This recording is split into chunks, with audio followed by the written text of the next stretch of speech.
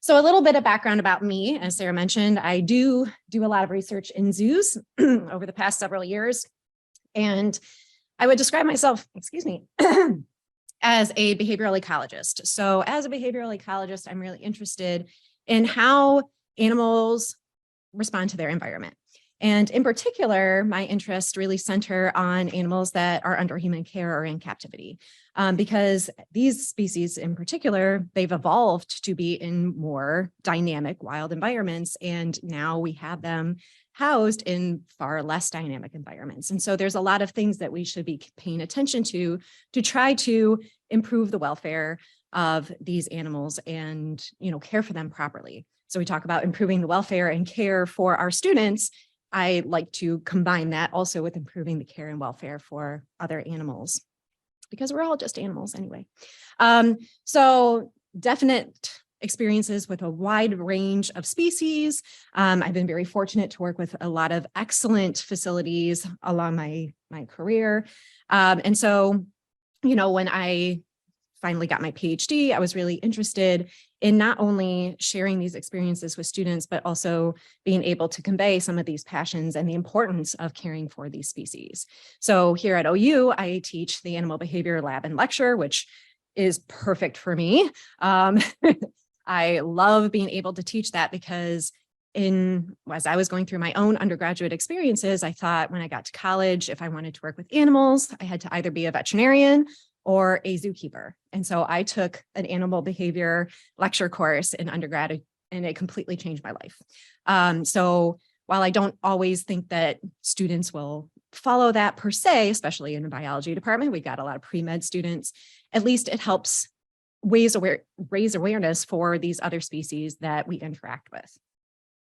So here at OU, I'm like a kid in a candy store because we are in such a great location to do a wide variety of really interesting research. So we're very close to both the Detroit Zoo and the Sea Life Aquarium, which are perfect facilities to really understand these charismatic species. And we have our own amazing biological preserve right just south of campus, which is a really great opportunity for students to actually go out into the literal field and be able to actually engage with other species and understand what's going on literally in our own backyards. So today I'm just going to kind of talk about a couple of different studies that I've undertaken recently with undergraduates here at OU. So this is just kind of a representation of some of the really cool research that we've undertaken thus far.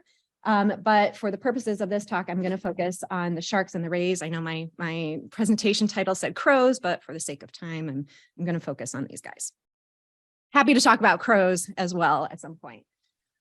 So the first study I want to talk about is shark behavior and space use. So Alexis Hart is one of my most amazing undergraduates that I've ever had the pleasure of working with. She was an honors college student here at OU, and she was really interested in how animals interact with their environment. So we worked with the Sea Life Aquarium to understand the behavior and space use of 5 different shark species that they have in one of their large open water tanks.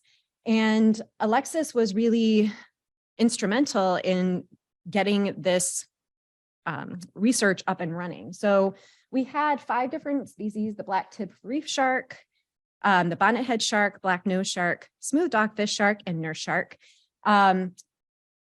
We were trying to understand what these animals would do under human care versus what we expect them to do in their natural habitats.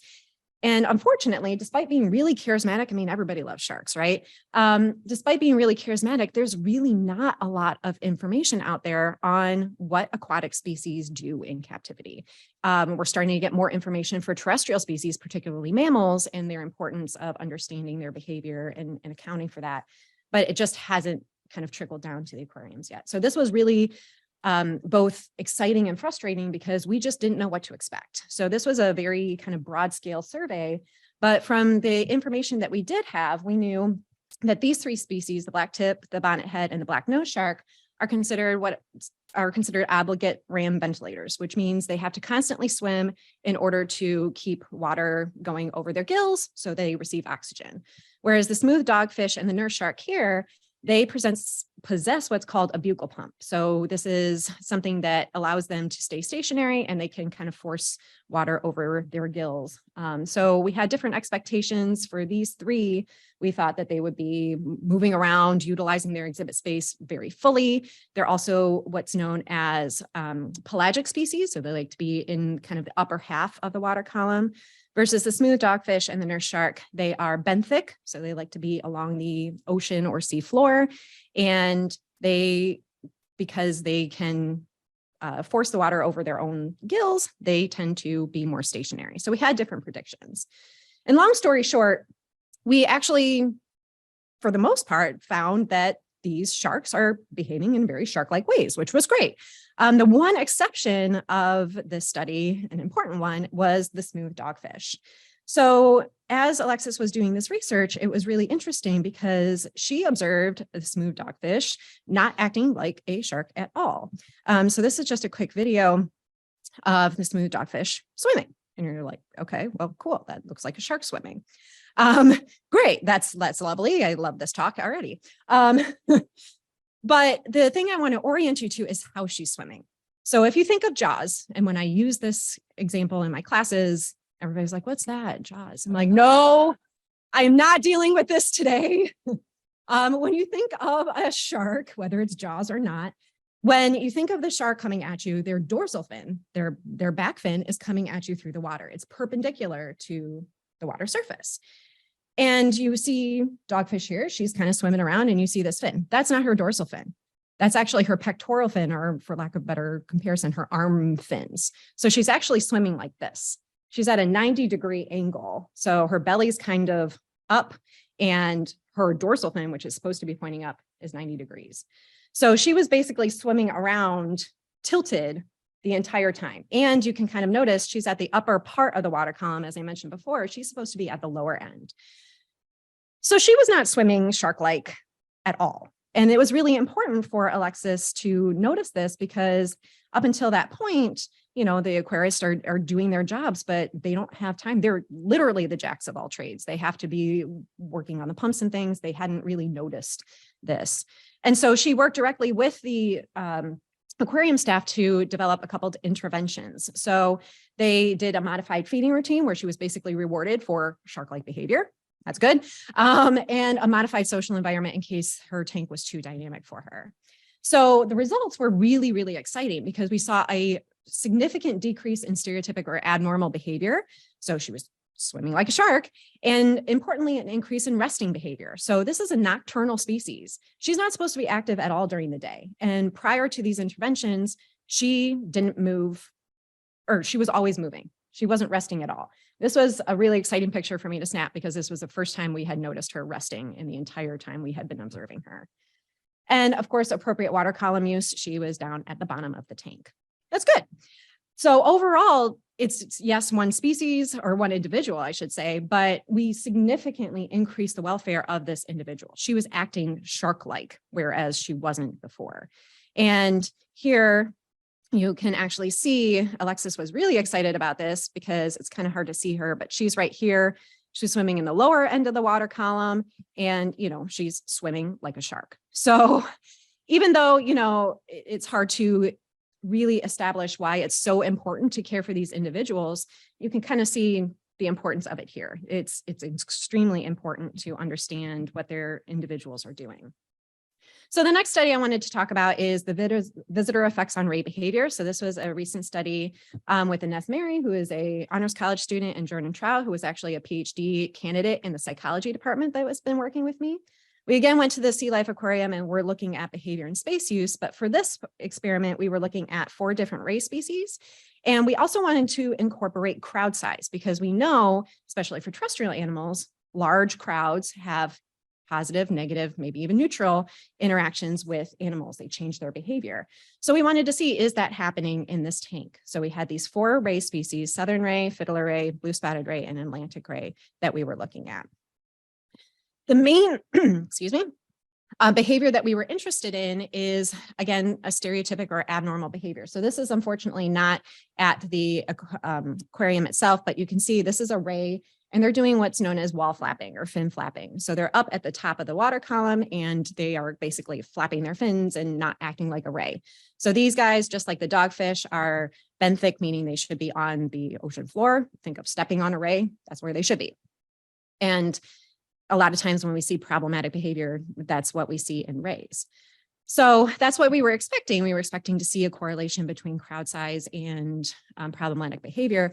But interestingly, we didn't see that. So we saw no noticeable change in location. The animals weren't trying to avoid humans, and no noticeable change in that stereotypic behavior or that abnormal behavior. But the interesting thing that we did see is that we saw an increase in overall swimming with many of our individuals and a decrease in resting when there were large crowds. So you might say, well, it's a captive animal. That's probably a good thing, right? Increased activity, but not necessarily. So we are not sure at this point, and we need to look into it more about, is this actually a more subtle stress-related behavior? So we think these very conspicuous abnormal behaviors are kind of the key, and that's what we should look for. But especially for aquarium species and fish in general that are more subtle, maybe we need to pay attention to the kind of baseline behaviors and use that in our assessments of welfare. So some challenges to doing all this research, as Sarah nicely mentioned, I am part-time as a special lecturer. We are paid to teach. So being able to do this has been a little bit of a balancing act. As a special lecturer, we have limited access to funds for research. I've been utilizing a lot of the stuff from my lab. Sorry, Gerard. Stuff from my lab in, kind of off times, things like that, to be able to provide these opportunities for students. But this is kind of one of the first experiences I've been able to have actually presenting some of this really cool research. And so limited funding for both research and conferences is kind of a problem. And of course, the teaching course load. So I am paid to teach. Special lecturers are paid to teach. I teach a 4-4-1 course load, sometimes 4-5-1. So that is a very delicate balancing act, but I think it's incredibly important because these are direct experiences for students in the scientific process. Are they all going to go and become crazy behavioral ecologists like me? Probably not. They're probably going to go off and be doctors, but they've had direct experiences with the scientific process and building an entire experiment from the ground up.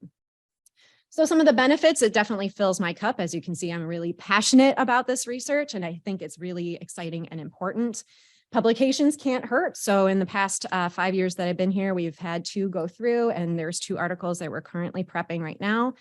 And overall, it's just a great experience for the students. And I think that's really important. I've worked with several students in the past 5 years. And again, they're not all going to go into, animal related careers, but having that experience and building that and enriching their experiences here at OU by providing them those opportunities, I think is really, really important.